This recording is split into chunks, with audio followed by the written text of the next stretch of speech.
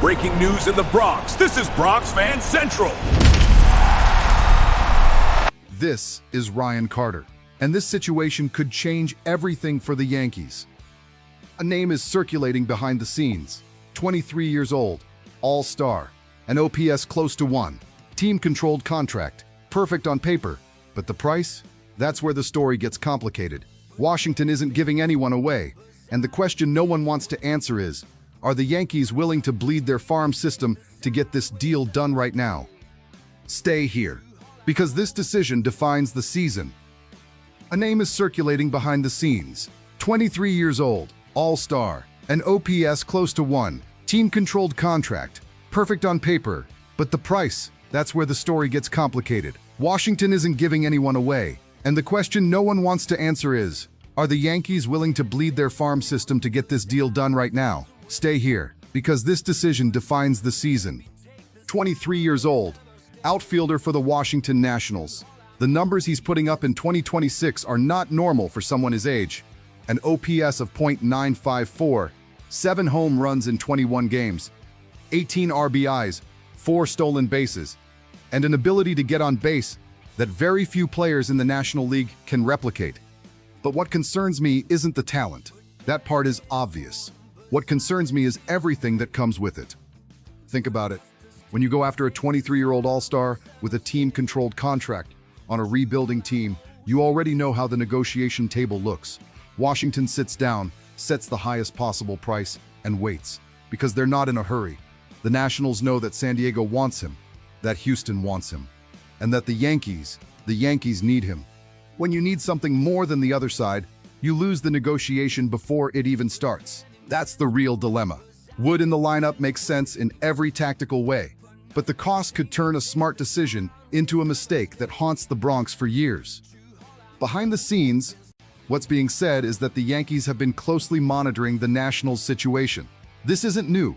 Since the end of 2025, when Wood made the All-Star team and proved that 31 home runs weren't a fluke, the Bronx started paying real attention. There's an important detail a lot of people ignore. Wood still has 1 full year of pre-arbitration after this season. You know what that means? Not only do you control the player, but you're still paying near minimum salary for another full year before arbitration even begins. Financially, that's one of the rarest assets in today's market. But Washington understands that too. To move Wood now, the Nationals will demand a painful package. Top prospects, young arms, maybe even an already established player. And then the question the Yankees must answer internally is simple. Does the current championship window justify that sacrifice? A report from Sports Illustrated, written by Patrick McAvoy, points to the New York Yankees as the primary destination for James Wood if the Nationals decide to trade him. The projected scenario is clear. Wood takes over left field, Cody Bellinger shifts to center, and Trent Grisham is pushed out of the equation. Grisham is hitting .145/.303/.290 in 2026, numbers that don't hold up in a lineup trying to win the World Series. With just 1 year left on his contract, the logic behind replacing him is real. Wood isn't just a hot streak. In 2025, his second full season, he hit 31 home runs and made the All-Star team. In 2026, he's kept that pace. 7 home runs, 18 RBIs, an OPS of .954 in just 21 games. That's the kind of player that shows up once in a generation in Washington. I'm going to be straight with you. I want James Wood in the Bronx. I really do. But there's a voice in my head saying this trade might be a trap disguised as an opportunity. The Yankees have promising young talent in the system. They do. But the system isn't infinite. Every time you drain prospects to fix an immediate problem, you're betting that the current window will be enough. And that window still includes Juan Soto, Aaron Judge, and a rotation that hasn't proven it can dominate in October. How long will Wood stay cheap? 1 year of pre-arbitration, then arbitration kicks in. In 3 years, the salary explodes. Then what do you have? An expensive star in his prime, and a depleted system struggling to build around him. It could be genius, or it could be the mistake that defines this franchise for half a decade.